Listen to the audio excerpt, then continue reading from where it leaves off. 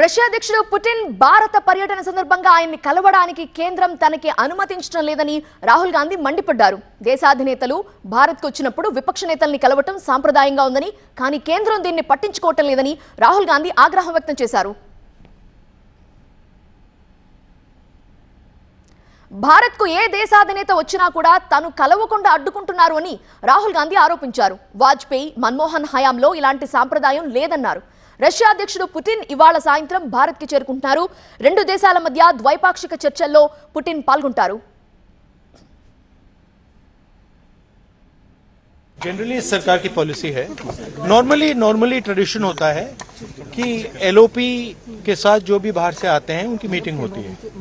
ये वाजपेयी जी के टाइम होता था, मनमोहन सिंह जी के टाइम होता था, ये ट्रेडिशन रहा है.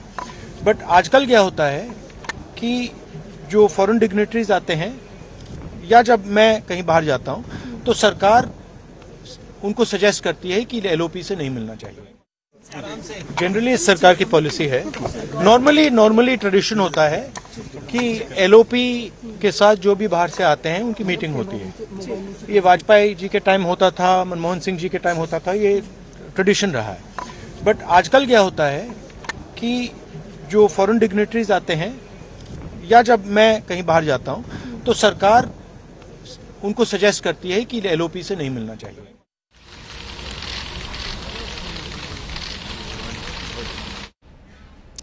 సో మన దేశ ప్రజలంతా ఆయనకి స్వాగతం పలికేందుకు ఏ విధంగా చేస్తున్నారో మీరు టీవీ9 స్క్రీన్ మీద చూస్తున్నారు. సో మరిన్ని అసలు సమాచారం తెలుసుకోవడానికి మా ప్రతినిధి బ్యూరో చీఫ్ గోపికృష్ణ జాయిన్ అవుతున్నారు. గోపికృష్ణ, సో ఎలాంటి ఏర్పాట్లు చేస్తున్నారు? రష్యా అధ్యక్షుడు పర్యటనకి సంబంధించి సెక్యూరిటీ పరంగా ఏర్పాట్లు ఎలా ఉన్నాయి? మరి కాసేపట్లో రష్యా అధ్యక్షుడు వ్లాదిమిర్ పుతిన్ ఢిల్లీ చేరుకోబోతున్నారు. 27 గంటల పాటు ఆయన ఢిల్లీలో ఉండబోతున్నారు. సో భారీ భద్రతా ఏర్పాట్లను చేశారు. హై అలర్ట్ కొనసాగుతుంది ప్రస్తుతం ఢిల్లీలో. ఎక్కడికక్కడ తనిఖీలు, ముఖ్యంగా పుతిన్ పర్యటించే ప్రాంతాల్లో ఇప్పటికే భద్రతా బలగాలు తమ ఆధీనంలోకి తీసుకున్నాయి. అంటే పూర్తి నిఘా అనేది ఉంచడం జరిగింది. ఇటు రష్యన్ బలగాలతో పాటుగా స్వాట్, అలాగే కమాండోస్తో పాటుగా ఇటు స్నైపర్స్ పూర్తిగా ఎక్కడ ఎటువంటి అవాంఛనీయ ఘటనలు జరగకుండా ఉండేందుకు ట్రాఫిక్ ఆంక్షలు కానీ, అలాగే సేఫ్టీ మెజర్స్ని కానీ, ఇటీవలే ఢిల్లీ ఎర్రకోట బాంబు పేలుడు తర్వాత ముఖ్యంగా రష్యా ప్రపంచ దేశాధినేతల్లో ఒక కీలకమైన వ్యక్తి. సో రష్యా అధ్యక్షుడు పర్యటనలో ఎటువంటి తప్పిదాలు జరగకుండా ఉండేందుకు భద్రతా పరంగా అన్ని రకాల ఏర్పాట్లు చేశారు. అలాగే భారత్ రష్యా మధ్య జరిగే 23వ ద్వైపాక్షిక చర్చలకు సంబంధించి, యాన్యువల్ సమ్మిట్కి సంబంధించి కూడా ఎంతో ఆసక్తిగా యావత్ ప్రపంచ దేశాలు కూడా చూస్తున్న పరిస్థితి భారత్ వైపు. ఎందుకంటే రష్యా అలాగే ఉక్రెయిన్ యుద్ధం తర్వాత అనేక దేశాలు, ముఖ్యంగా నాటో కంట్రీస్ కానీ, అమెరికా కానీ రష్యా పైన ఆంక్షలను విధించడం జరిగింది. సో అటువంటి సమయంలో భారత్ రష్యా నుంచి చమురు కొనుగోలు చేయడం కానీ, రెండు దేశాల మధ్య జరిగే ఒప్పందాలు కానీ, అనేక ప్రపంచ దేశాలకు సంబంధించి అనేక వేదికలపైన ఇద్దరు నేతలు మాట్లాడుకోవడం, సో దానికి సంబంధించి అమెరికా భారత్ పైన సుంకాలు విధించడం. సో ఇటువంటి పరిస్థితుల నేపథ్యంలో ముఖ్యంగా భారత్ రష్యా మధ్య సన్నిహిత సంబంధాలు మరింత మెరుగవుతున్న తరుణంలో యావత్ ప్రపంచ దేశాలు కూడా ప్రస్తుతం భారత్ వైపు చూస్తున్న పరిస్థితి. ప్రధాని నరేంద్ర మోడీ నేతృత్వంలో ఇప్పటివరకు ఇద్దరు నేతలు కూడా 19 సార్లు కలిశారు. సో మరి కాసేపట్లో 20వ వాళ్ళు కలవబోతున్నారు. 4 ఏళ్ల తర్వాత రష్యా అధ్యక్షుడు పుతిన్ భారత్ వస్తున్న నేపథ్యంలో భారీ గ్రాండ్ ఏర్పాట్లు అయితే దేశ రాజధాని ఢిల్లీలో చేయడం జరిగింది. సో ఈ నైట్ ముఖ్యంగా ఆయన ఢిల్లీ చేరుకున్న తర్వాత ఐటీసీ మౌర్యాకు వెళ్ళి ఫ్రెష్ అయిన తర్వాత ప్రధాని నివాసానికి వెళ్తారు. అక్కడ డిన్నర్ కార్యక్రమం ఉంటుంది 7:30 నుంచి 8:30 గంటల సమయం వరకు కూడా. సో ఆ తర్వాత ఆయన ఐటీసీ మౌర్యాలో స్టే చేస్తారు నైట్. అండ్ రేపు ఉదయం రాజ్ఘాట్కి వెళ్తారు 11 గంటలకి. ఆ తర్వాత రాష్ట్రపతి భవన్లో గౌరవ వందనం స్వీకరిస్తారు.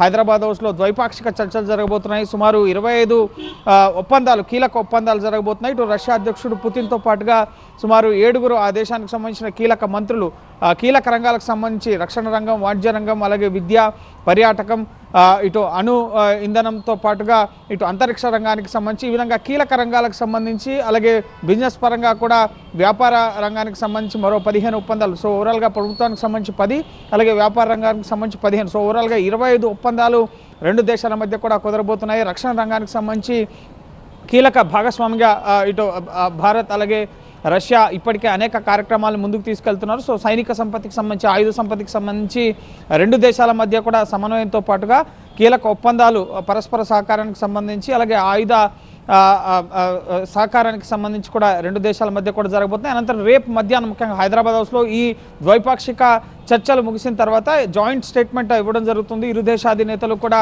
ఒక సంయుక్త ప్రకటన చేయడం జరుగుతుంది రెండు దేశాల మధ్య జరిగిన ఒప్పందాలకు సంబంధించి. అనంతరం రేపు భారత మండపంలో ఫిక్కీ ఆధ్వర్యంలో జరిగే వ్యాపార కార్యక్రమంలో కూడా ఇద్దరు నేతలు కూడా పాల్గొంటారు. రేపు రాత్రి 9 గంటలకు తిరిగి మాస్కోకి రష్యా అధ్యక్షుడు పుతిన్ బయలుదేరి వెళ్ళడం జరుగుతుంది. సో ఓవరాల్గా 26.5 అవర్స్ పాటు వ్లాదిమిర్ పుతిన్ ఢిల్లీలో పర్యటించబోతున్నారు. చాలా బిజీగా రెండు దేశాలకు సంబంధించి ముఖ్యంగా ప్రపంచ దేశాలన్నీ కూడా ఎంతో ఆసక్తిగా ఎదురు చూస్తున్నారు. రెండు దేశాల నేతలు ఎటువంటి ప్రకటన చేస్తారు, ఏ అంశాలపైన మాట్లాడతారు, ఉక్రెయిన్ రష్యా యుద్ధం కానీ అలాగే భారత వికసిత్ భారత్ లక్ష్యానికి సంబంధించి రష్యా ఏ విధంగా తోడ్పాటును అందించబోతోంది, రెండు దేశాల మధ్య ఎటువంటి డీల్స్ రక్షణ రంగానికి సంబంధించి అణురంగానికి సంబంధించి జరగబోతున్నాయి. సో యావత్ ప్రపంచ దేశాలు ఎంతో ఆసక్తిగా ఎదురు చూస్తున్న పరిస్థితి కాబట్టి సో చూడాలి ఎటువంటి ఒప్పందాలు ఈ రెండు దేశాల మధ్య జరగబోతున్నాయి. అలాగే పుతిన్కి సేఫ్టీ, సెక్యూరిటీ అలాగే ఫుడ్ ప్రతి విషయంలో కూడా ఇటు రష్యాకు సంబంధించిన సైనిక సిబ్బంది వాళ్ళు అన్ని రకాల ఏర్పాట్లతో సంసిద్ధంగా ఢిల్లీ చేరుకోబోతున్నారు. సో చాలా గ్రాండ్ ఏర్పాట్లు అయితే పుతిన్ కోసం ఢిల్లీలో చేయడం జరిగింది, భద్రతా పరంగా కానీ ఆయన స్టేకి సంబంధించి కానీ.